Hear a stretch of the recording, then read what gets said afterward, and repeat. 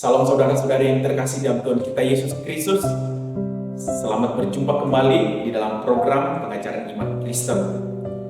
Saya percaya bahwa setiap orang yang sungguh-sungguh percaya dan mengasihi Yesus Kristus tidak akan terlepas dalam pergumulan-pergumulan memahami dan mengenal Yesus Kristus sebagai Tuhan.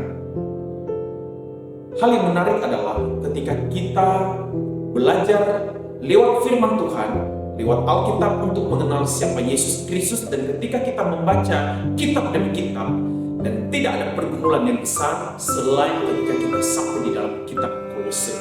Ketika kita mulai membaca kitab Kolose, akan terjadi sebuah pergumulan untuk mengenal siapa Yesus. Mengapa saya katakan akan mengalami pergumulan ketika membaca kitab Kolose? Karena di sana kita akan menemukan sebuah pernyataan Paulus tentang keberadaan Yesus. Dia mengatakan Yesus adalah yang sulung. Kalau kita tidak benar-benar memahami apa maksud Paulus mengatakan Yesus sebagai yang sulung, maka kita akan membuat sebuah kesimpulan bahwa yang dimaksud oleh Paulus adalah bahwa Yesus adalah yang sulung. Ini berbicara tentang diperanakan atau dilahirkan. Maka jika Yesus benar-benar diperanakan atau dilahirkan, maka artinya bahwa Yesus hanyalah ciptaan.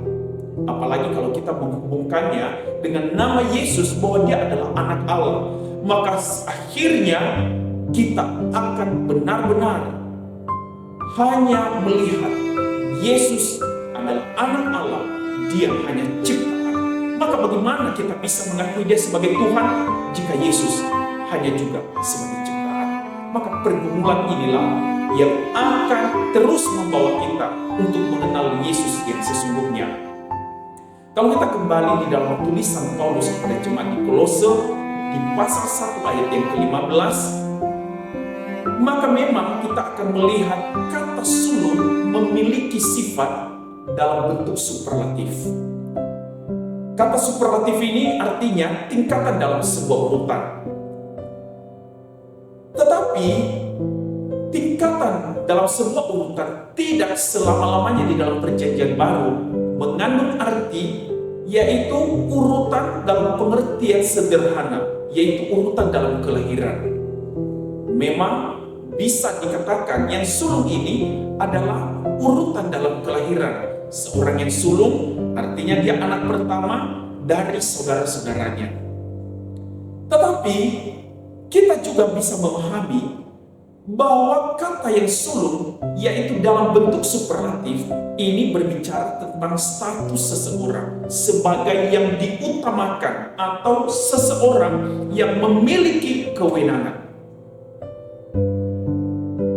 Kalau kita mencoba memikirkan ketika Paulus menulis bahwa Yesus yang sulung, apakah ia sedang memikirkan bahwa Yesus adalah urutan pertama di dalam kelahirannya, atau dia sedang berbicara bahwa Yesus adalah memiliki status sebagai yang berotoritas atau yang memegang kewenangan? Maka kita hanya menemukannya di dalam konteks penulisan tersebut. Maka Paulus mengawali ketika dia berbicara kepada jemaat di Kolose bahwa Yesus adalah gambar Allah yang tidak kelihatan.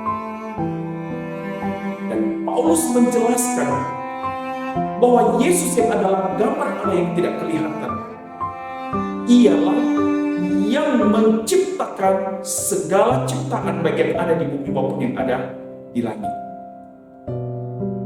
Dan di ayat 19 Paulus mengungkapkan sebuah pernyataan yang cukup serius dan penting bahwa seluruh kepenuhan Allah berkenan diam di dalam Yesus. Dengan kita memahami apa yang dituliskan oleh Paulus, maka Paulus bukan sedang memikirkan Yesus sebagai yang sulung dalam arti urutan kelahiran. Tetapi Paulus sedang memikirkan tentang makna kewenangan, status Yesus, bahwa dialah pencipta. Seluruh ciptaan ada bisa tercipta karena Yesus, dan dialah menopang segala ciptaan yang ada karena dia yang berwenang dan berkuasa. Hal ini semakin diperkuat Kalau kita mencoba melihat hukum yang berlaku di dalam Perjanjian Baru mengenai kata anak sulung. Kata anak sulung memiliki sebuah hukum, yaitu hukum suksesi atau hukum pengganti. Di dalam Perjanjian Baru kita mengenal hukum suksesi ini, artinya seorang anak sulung bahwa dialah yang memiliki kewenangan untuk menerima hak yang paling besar dari warisan orang tuanya. Demikian juga di dalam kerajaan, seorang anak sulung memiliki hak untuk menggantikan posisi ayahnya sebagai raja kelak.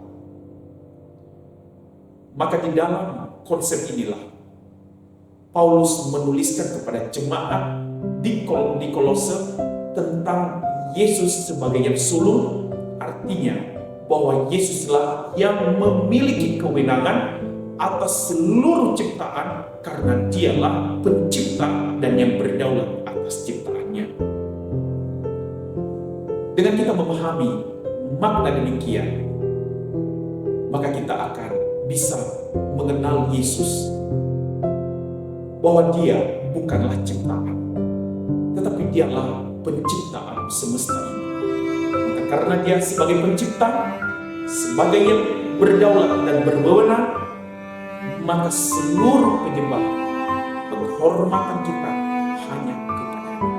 Sehingga bagian sebuah sukacita adalah ketika kita memberitakan namanya, karena dia hanya satu-satunya Allah yang berkuasa dan berdaulat di seluruh hidup manusia dan alam semesta.